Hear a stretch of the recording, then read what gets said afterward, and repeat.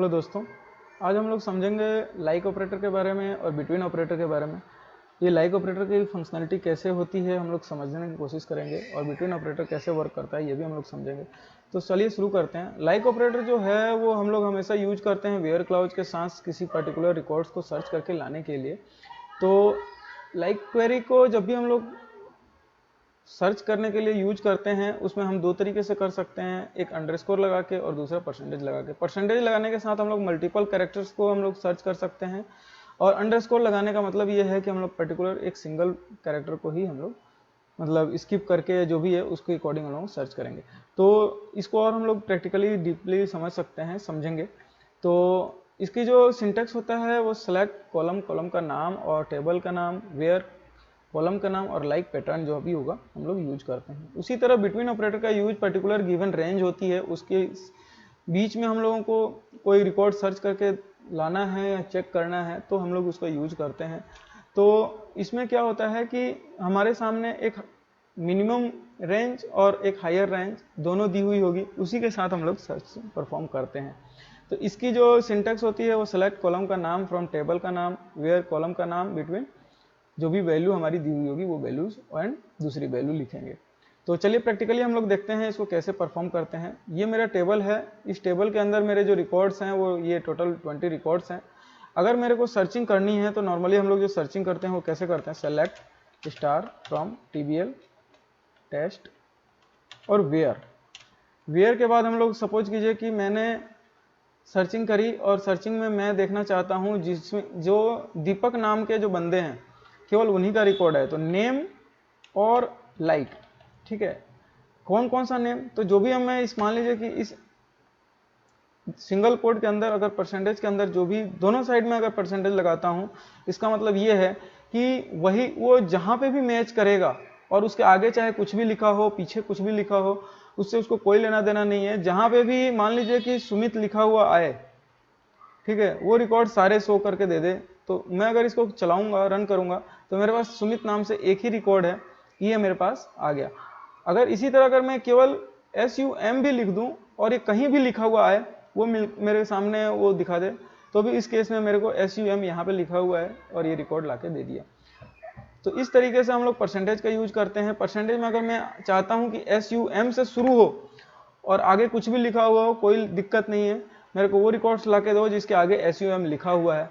और अगर मैं इसको रन करता हूं तो भी मेरे पास यही लिखा हुआ आएगा। और अगर मैं इसके आगे अगर परसेंटेज लगा देता हूं और इसको हटा देता हूं तो इसका मतलब ये है कि SUM लास्ट में लिखा हुआ होना चाहिए, आगे कुछ भी हो। तो SUM यहाँ पे लास्ट में लिखा हुआ नहीं है, तो इस केस में मेरे पास कोई वैल्यू मेरे हिसाब से मिलनी नहीं चाहिए। तो ये देखिए मेरे हिसाब से जो मैंने बोला कि उस हिसाब से रिकॉर्ड नहीं आया। इसका मतलब कि जो भी लास्ट में जो लिखा हुआ आएगा वो SUM लिखा हुआ आएगा, उसके पहले कुछ भी लिखा हो कोई दिक्कत नहीं है। तो इस तरीके से हम लोग परसेंटेज का यूज करते हैं। अंडरस्कोर का यूज कैसे करते हैं वो चेक कर लेते हैं। तो इसके लिए मैं लिखूंगा select star from TBL test where name. अब मैं सपोज कीजिए कि ये मेरे पास लिस्ट है और लाइक, अब मेरे को वो रिकॉर्ड लेके आओ जिसका पहला डिजिट कुछ भी हो कोई दिक्कत नहीं है लेकिन दूसरे डिजिट पे A हो, ठीक है। तो जब मैं इसको ऐसे रन करूंगा तो मेरे सामने ये रिकॉर्ड कुछ भी नहीं आया। क्यों नहीं आया? क्योंकि इसने बोला कि पहले डिजिट पे कुछ भी हो दूसरा डिजिट A ही हो, बस ये दो ही डिजिट के मेरे पास वो रिकॉर्ड्स लेके आएंगे। तो दो डिजिट का कोई रिकॉर्ड है ही नहीं। अगर मैं इसके आगे परसेंटेज लगा देता हूं तो मेरे सामने क्या होगा, पहला डिजिट कुछ भी हो कोई दिक्कत नहीं है, दूसरा डिजिट A वाले हो और उसके बाद में कोई भी डिजिट हो कोई दिक्कत नहीं, मेरे को रिकॉर्ड लाके देगा।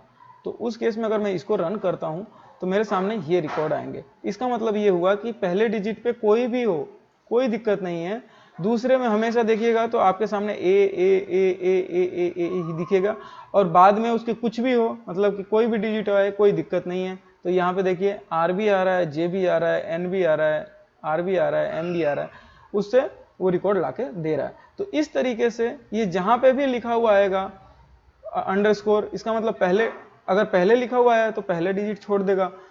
अगर यही चीज में बाद में लिखा हुआ रहता, मान लीजिए सपोज कीजिए कि मेरा अगर मैंने मान लीजिए कि मैंने परसेंटेज यहाँ पे लगा दिया, इसका मतलब क्या हुआ, पहले कुछ भी लिखा हुआ हो कोई दिक्कत नहीं है, आखिरी का डिजिट जो हो वो ए हो और उससे जो पहला डिजिट हो वो कुछ भी हो, कोई दिक्कत वाली बात नहीं। तो अगर इसको देखूं तो इसमें शायद कोई रिकॉर्ड है नहीं, तो इसके लिए मैं ऐसा करता हूं कि यहाँ पे लिख देता हूँ एच, क्योंकि एच यहाँ पे लिखा हुआ है। तो इस टाइप से जो भी लास्ट में एच होगा वो लाके मेरे को दे देगा।